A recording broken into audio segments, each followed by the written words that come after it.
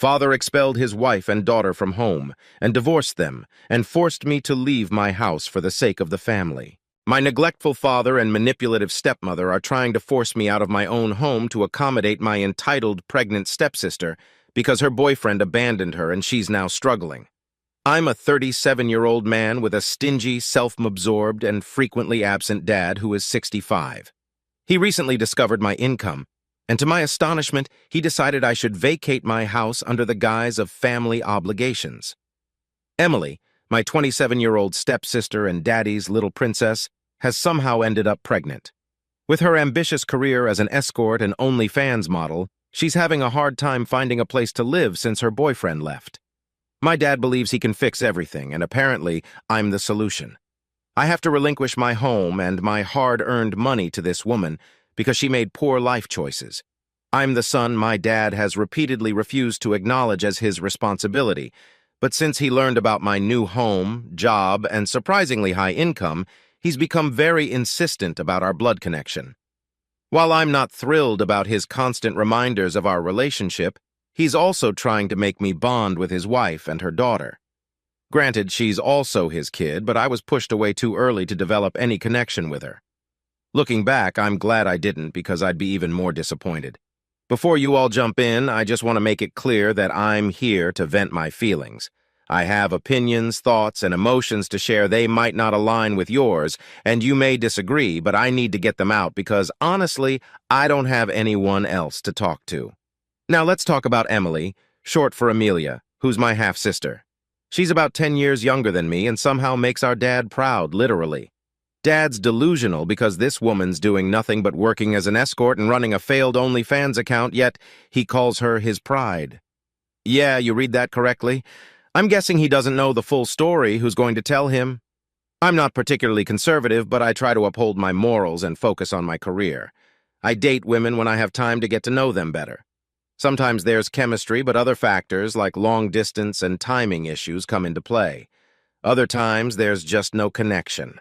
I avoid random hookups. I prefer to wait for the right person. Having a high body count grosses me out. I don't understand why some men boast about it. It's repulsive.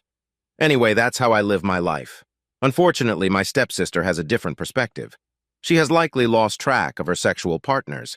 Not only is she an escort, which I find revolting, but it's also incredibly dangerous. Some clients do disturbing things to escorts. I can't comprehend why anyone would think it's acceptable to work in such a risky field. Additionally, she uploads explicit videos and photos of herself online to make money, but she doesn't find much success there either. She probably doesn't understand how to attract traffic, but for whatever reason, it's a flop.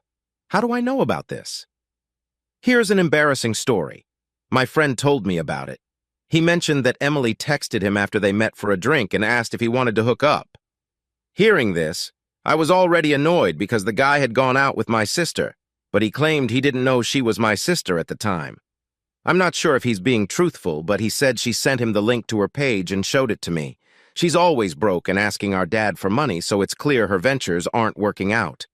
Despite all this, my dad and stepmother still expect me to sacrifice my stability for her mistakes. It's infuriating and unjust, and I don't see why I should suffer for her poor decisions. Things weren't going too well for her.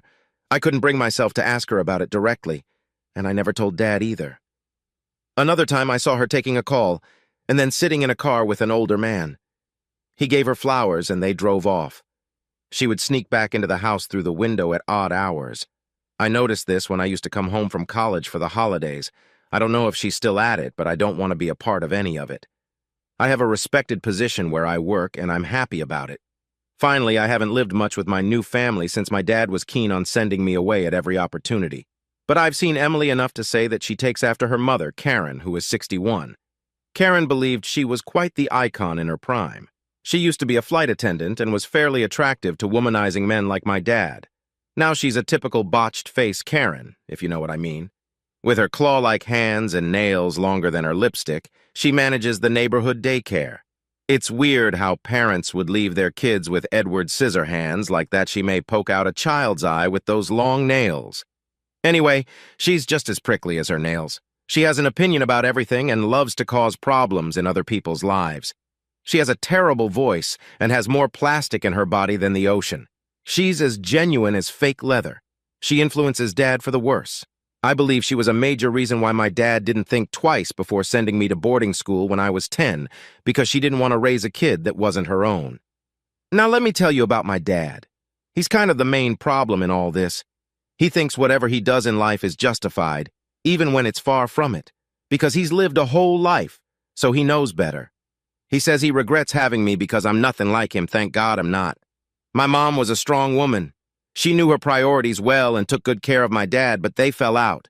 She used to tell me that Dad wasn't a bad person, just a different person, and no matter what happens, he's always going to be my dad, and I should never forget that. But she was a good soul. She didn't want to poison my thoughts against my father. I'm sure he was as unbearable to her as he is today. They separated and divorced a few months later. I was 6 years old at the time, and then 3 months after the divorce, my dad married Karen.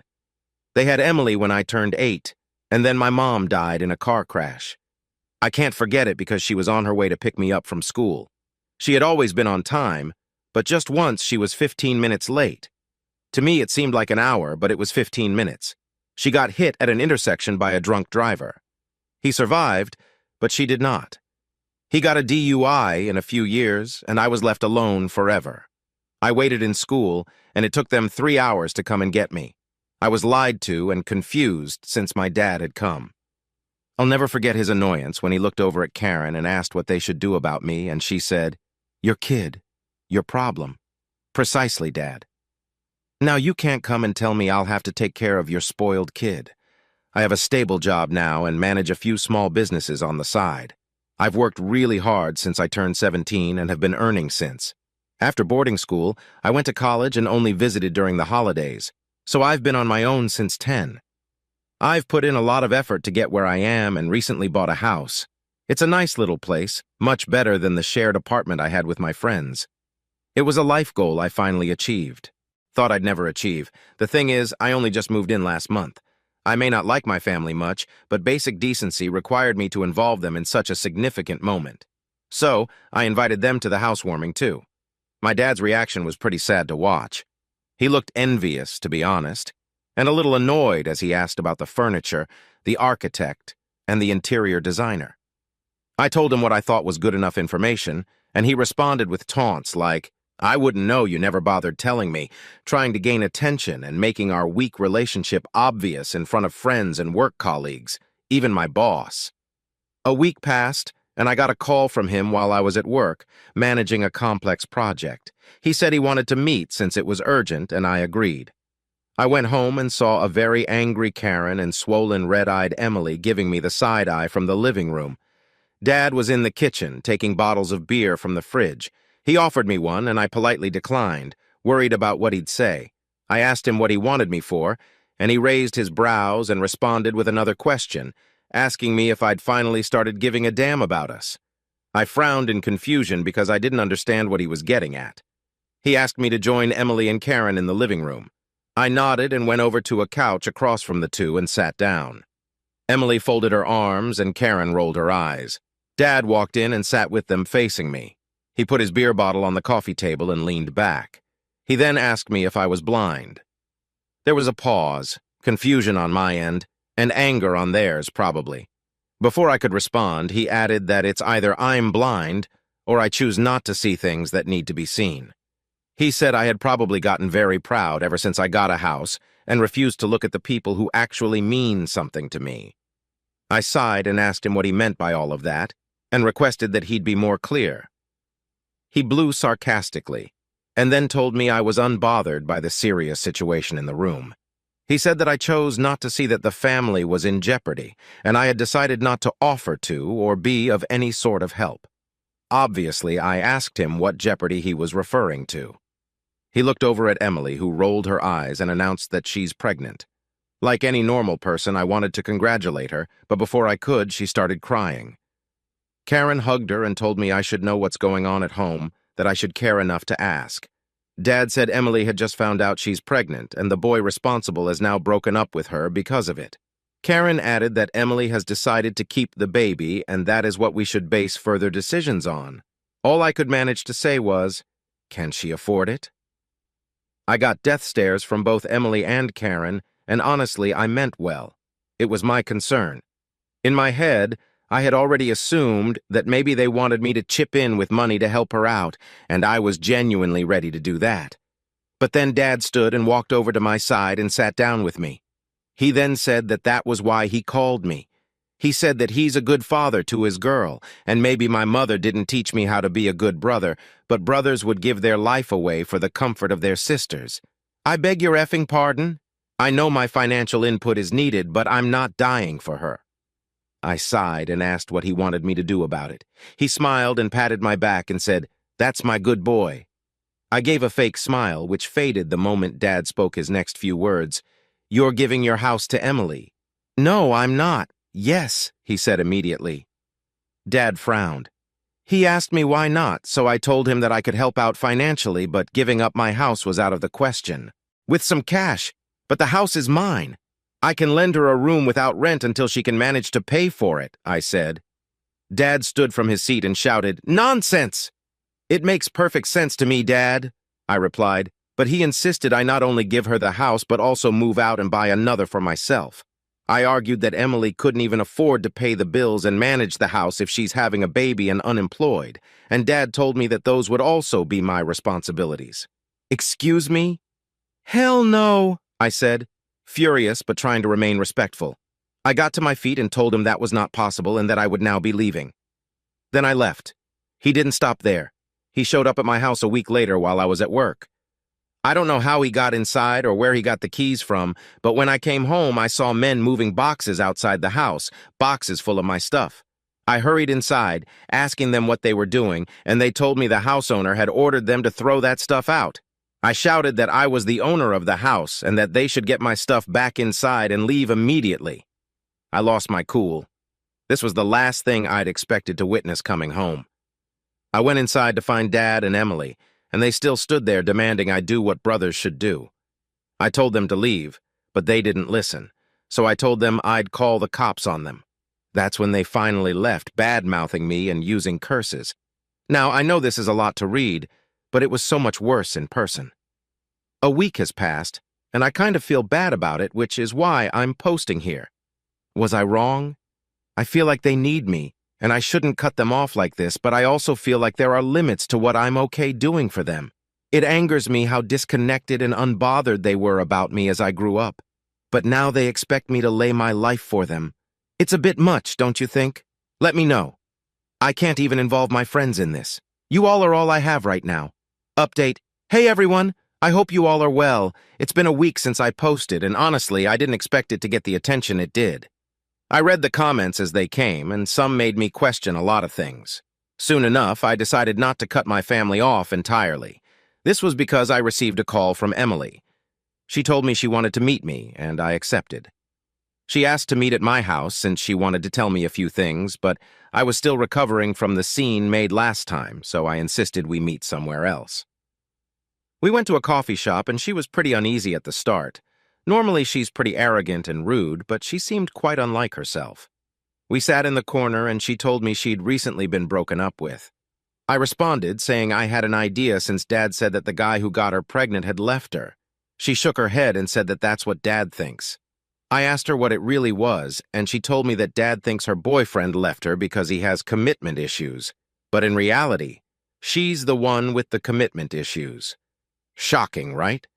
She said that she really cared for this guy, but he'd found out about a few things in regards to her just a few days before she broke the pregnancy news to him. When they met, he wanted to confront her about those things, but she spoke first, and that enraged him further.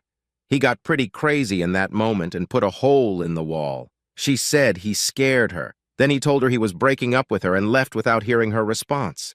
She's been trying to call him constantly, and he doesn't respond at all. He's only texted her back once, saying that she needs to move on.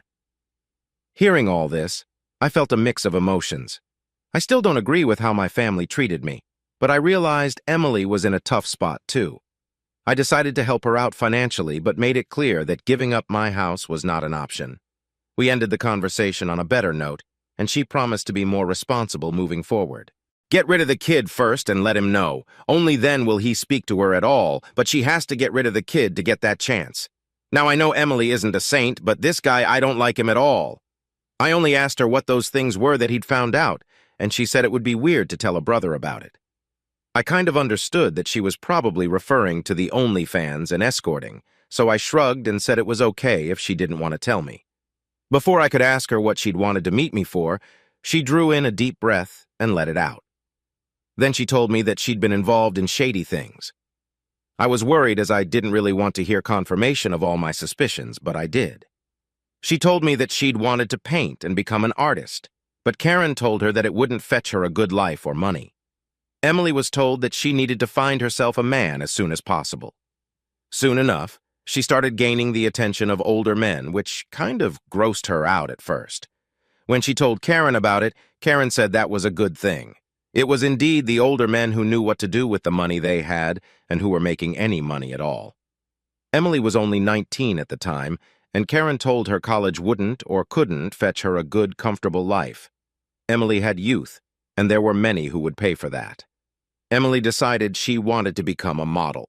She tried and went to many modeling agencies, but none seemed interested in her.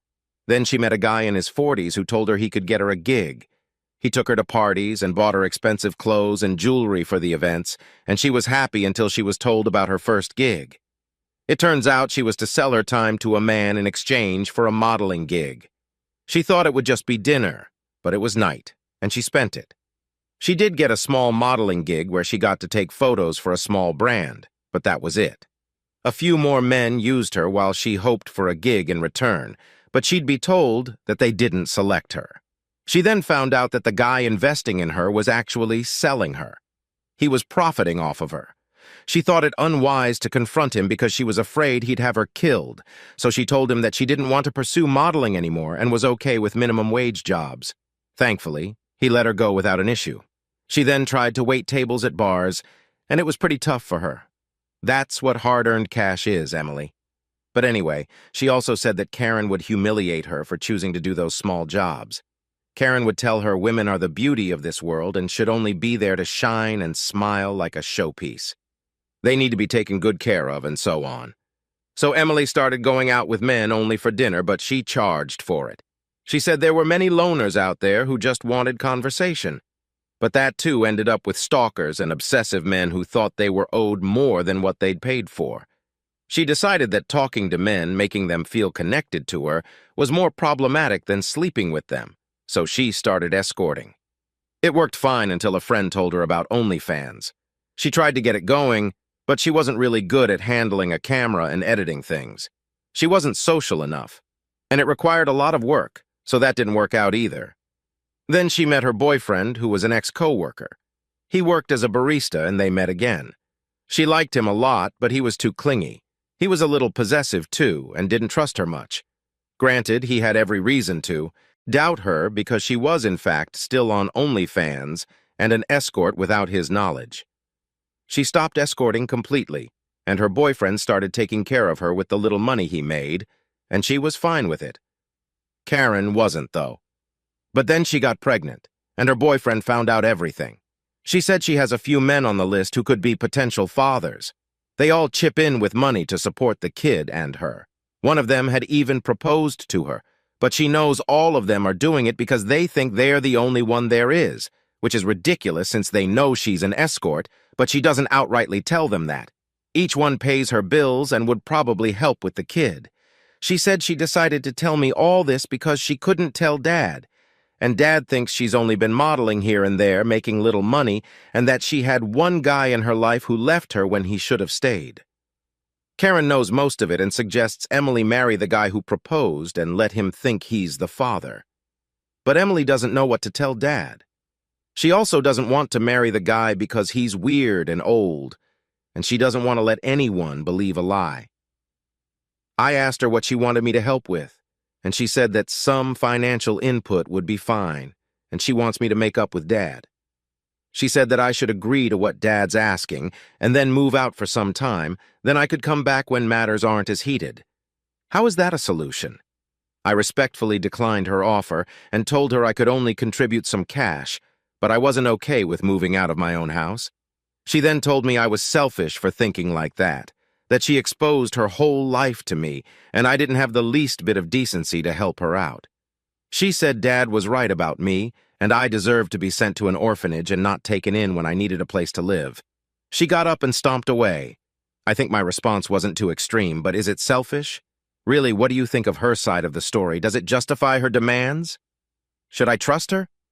I feel like she was telling the truth, but does it mean I should do what she's asking for? Let me know, y'all. Update this thing's picking at my brain at this point. Another week has passed and a few things happened, so I thought I'd hit the keys and update y'all on it. Thanks for the support on my previous update, you guys. It's such a relief to have people support my thoughts for once. Anyway, so after I met Emily, I got a call from Dad. He wanted to meet me at the bar and settle a few things. Curious, I agreed and went to meet him. We sat at the counter, and he said that he knew how much I was earning. I asked him why it mattered, and he said he knew I could afford to buy another house in a few years. I shrugged and told him I already have a house, and this discussion should seriously be put to an end.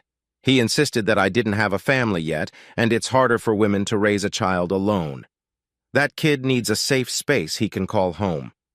So I reminded Dad that Emily has been living with them long enough, and nothing seemed to be a problem. A little baby won't hurt. I also asked him what she would do living alone in a whole house when she's pregnant. I said she needed to be surrounded by people so that she can be taken care of. That's when Dad shocked me once again. He said he and Karen would move in with Emily in my house. I couldn't believe my ears. Before I could react to that, the bartender let out a sarcastic chuckle.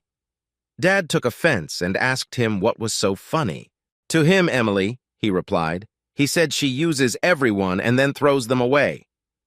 My dad asked him if he knew who he was talking about, and he nodded, saying he was her boyfriend. My eyes widened, so this was the guy. Dad balled his fists and spoke sternly to the guy, asking him why he thought it was okay to start a family he couldn't support. The guy held his hands up and told Dad that he wasn't responsible for the family in question and that he had no interest in raising a child that was not his own. Dad dared him to explain why he thought that. He smiled and told us that he'd had a vasectomy done 5 years ago because he didn't want any kids, but Emily still got pregnant. Also, he found her driving off with different men after lying to him about where she'd been going. Then he found out she had an OnlyFans account. He said he didn't want to believe any of it. But when Emily finally told him they were having a baby, that was the last straw for him. He couldn't have a kid, so it confirmed everything. He told Emily that she'd been cheating on him all along and he knew, and she spilled the beans. All I could do was watch Dad's face shift from anger to shock to disappointment while my ears were pinned to the guy's voice. He shrugged and told us he owed Emily nothing, rather. She owed him money, time, sincerity, and at the very least, love. He said he didn't know if Dad knew any of this, but he was sure no dad would be proud of a kid like that. Dad tightened his lips, got off the stool without a word, and walked away. Later that evening, he texted me, telling me he had to go pick Karen up from her yoga class. I don't know what went on after that, but I'm sure it was something because the very next day, I found Emily at my door crying. She told me I ruined everything. I pulled her inside to avoid a scene and calmed her down. I told her that I didn't tell Dad anything. It was her boyfriend who happened to be the bartender where Dad and I had gone. She then told me Dad told her to quit everything and stay at home. He said he was disgusted with her and never thought she'd resort to such practices. He told her to mend her ways and find a good man. He also pointed out that her chances to find good men were pretty slim now. I listened to her and hugged her.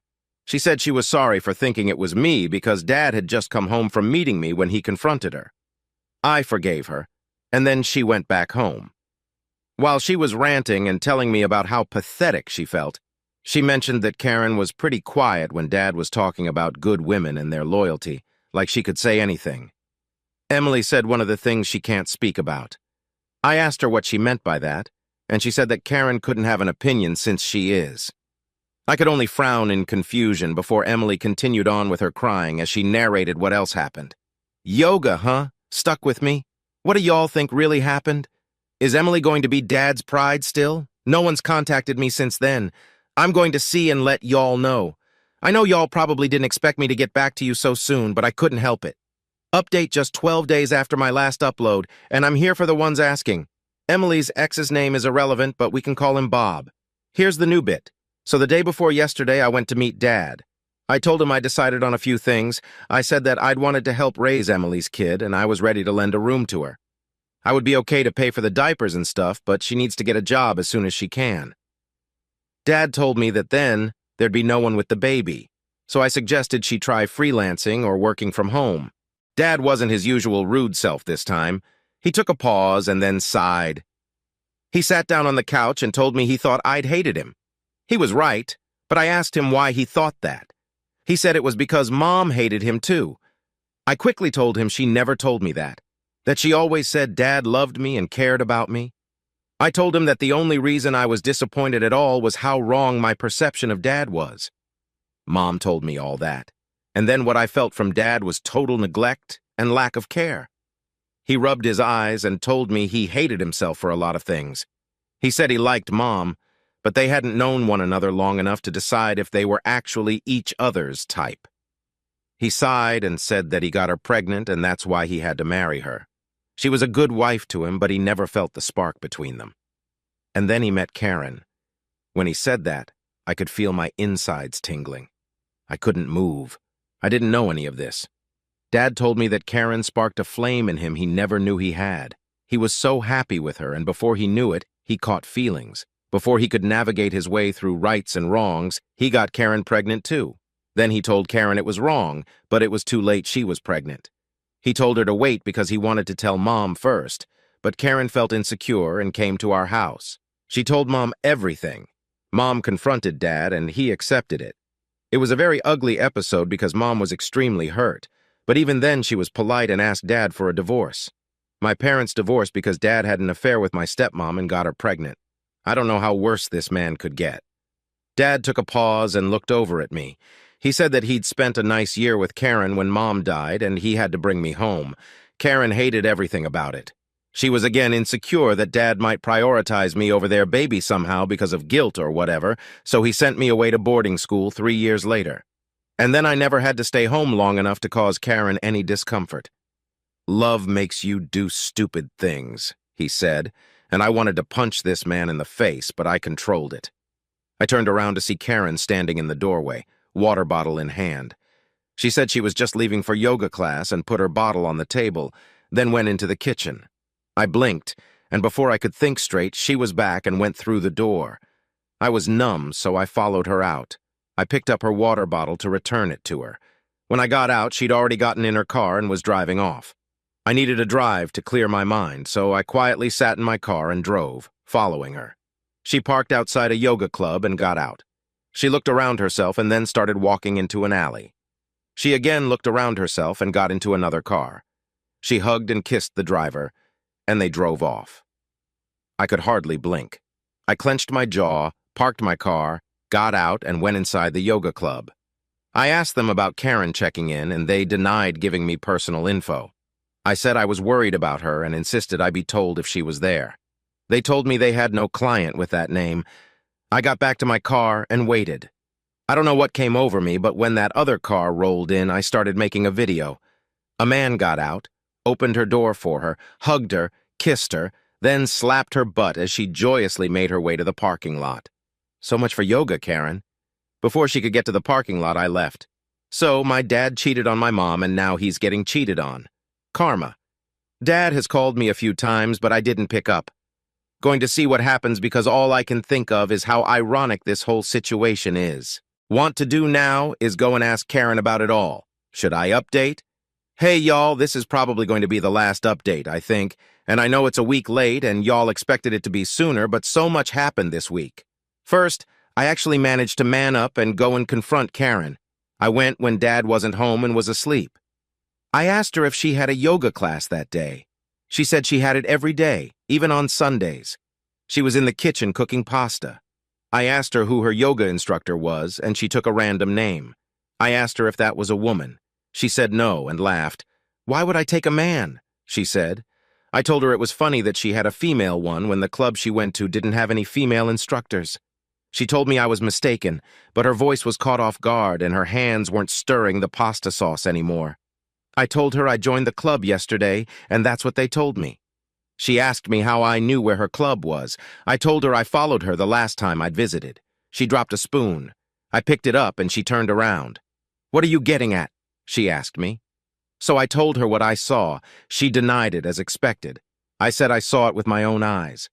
She shrugged and told me Dad would never believe me. I pulled out my phone, played the video, and told her he'd believe his own eyes at least. She stood in shock and was speechless for a minute. Then her expressions calmed down and she continued to cook pasta. She said it didn't matter anymore. She was already planning for a divorce anyway. My eyes widened. This woman was despicable. Granted, my dad deserved all of it, but man, she's a snake. She told me that the guy she goes to meet at the club is her lover of 5 years now. They rekindled their romance when it was safe to. She said they'd fallen in love long ago, but at that time he was married to another woman whose father had hired him in his company. A lot was at stake, but Karen and her lover decided that he'd choose to keep his marriage and settle his finances. Then he'd divorce his wife and get with Karen. But Karen got pregnant, so she was desperate to pin a guy down for support, as women should. That's how she decided to keep Dad. They were seeing each other off and on. But then Karen met her lover and got pregnant. So she chose Dad and told him he had to do something about it. She said he got cold feet, so she had to take it into her own hands, and that's when she spoke to Mom. Now her lover is a widower and owns a company. She's good to go. She said women need to do what they can and turned around with a smile, but her smile froze as she looked over my shoulder. Her smile was gone in the next moment. I turned around to find Dad in the doorway, fists balled and eyes red. He was shaking. Well, then Dad woke Emily up and brought her to the kitchen. He asked her who her father was. She looked over at Karen and shook her head. She told him she didn't care about blood because she always knew him to be her dad. He ran his fingers through his hair and paced the floor. Over the next 2 days, Karen and Emily were told to leave his house. The divorce is in process. Karen and Emily are staying at a shelter. Dad has asked me to find him a therapist, and he's apologized a lot since. I forgive him every time. As for Karen, her lover didn't take her in. He denies having any contact with her. I have the proof, and Karen has begged me for it. She's even asked me to think of Emily in her pregnancy. What can I say? Karen, your kid, your problem. What should I do? Delete the video or hand it over? I'll update in the comments sometime later. Thanks for being with me. Your suggestions and support mean a lot.